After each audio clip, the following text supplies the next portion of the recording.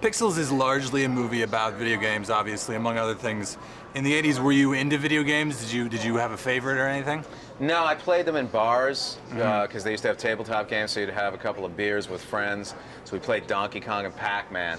And that's really, I knew those games pretty well. When I came on board to do this film, I had to learn or relearn some other games that were featured in the film. Great. Well, have you played video games since, maybe, or no? I did. Now I've played a lot of them. Basically, some of the big research for Pixels was actually playing Centipede and Galaga and Q*bert and really understanding the rules. In your career, you've gotten to play with so many interesting toys, from young Sherlock Holmes to The Goonies to Home Alone to Mrs. Doubtfire, Harry Potter, Percy Jackson, and now Pixels.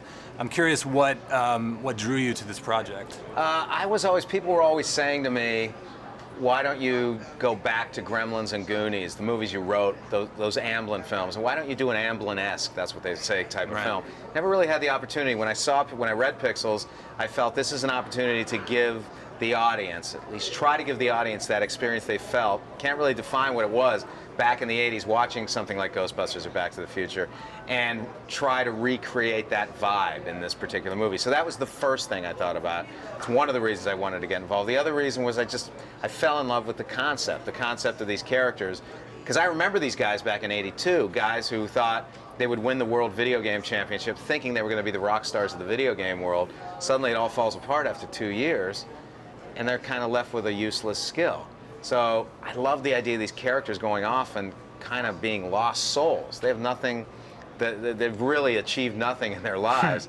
And the fact that the President of the United States needs to get these guys together to help save the planet because they're the best at these particular video games, it just was made me smile, that concept. Pixels is based on a really cool short film by Patrick Jean. I'm curious how much you used that film as a template for the feature film, or if you just said, we're going to take the idea and do our own thing after that. Yeah, I read the script first, and then Adam or someone told me about the short film. So then I watched the short film, which I love the short film. We just wanted to take it to the next level in terms of visual effects. It took us about 18 months to design the effects so that you're taking basically an 8-bit Pac-Man flat screen and turning him into a 40-foot voxelized, lit from within character that has to be menacing, but at the same time has to feel as if he's a little mischievous and a little charming as well.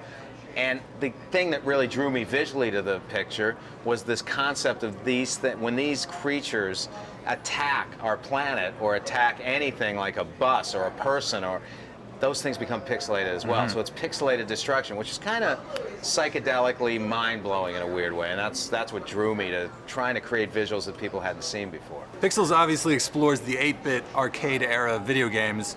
If it's successful, would you want to explore a different era of video games in a sequel? I don't know. 2 years is a long time, and so I'm interested in, I've got an independent film company that I spend a lot of time with producing films for first-time filmmakers. That is really important to me, and the success of Pixels just helps thrive that. So I don't know what'll happen next. I just want this to open, and I'll think about the next thing